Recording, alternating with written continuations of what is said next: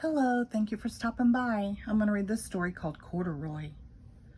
Corduroy is a bear who once lived in the toy department of a big store. Day after day, he waited with all the other animals and dolls for somebody to come along and take him home. The store was always filled with shoppers buying all sorts of things, but no one ever seemed to want a small bear in green overalls. Then one morning, a little girl stopped and looked straight into Corduroy's bright eyes. "Oh, Mommy," she said, "look, there's the very bear I've always wanted."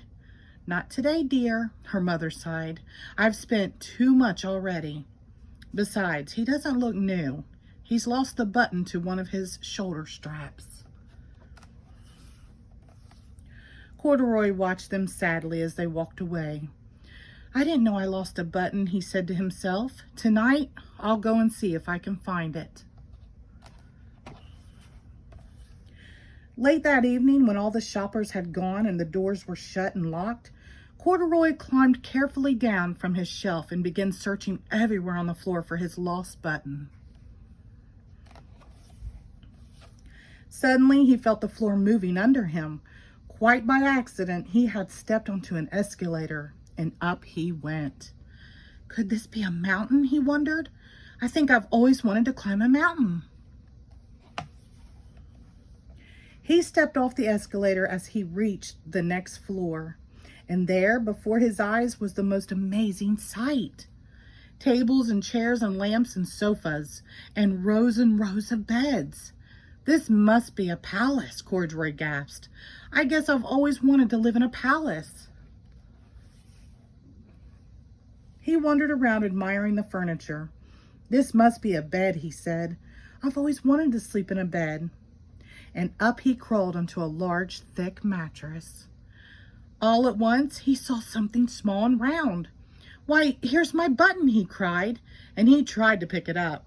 But like all the other buttons on the mattress, it was tied down tight. He yanked and pulled with both paws until pop! Off came the button, and off the mattress Corduroy toppled. Bang into a tall floor lamp. Over it fell with a crash. Corduroy didn't know it, but there was someone else awake in the store.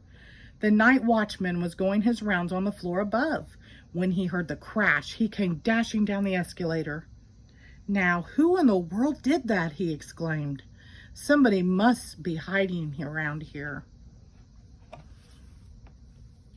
He flashed his light under and over sofas and beds until he came to the biggest bed of all.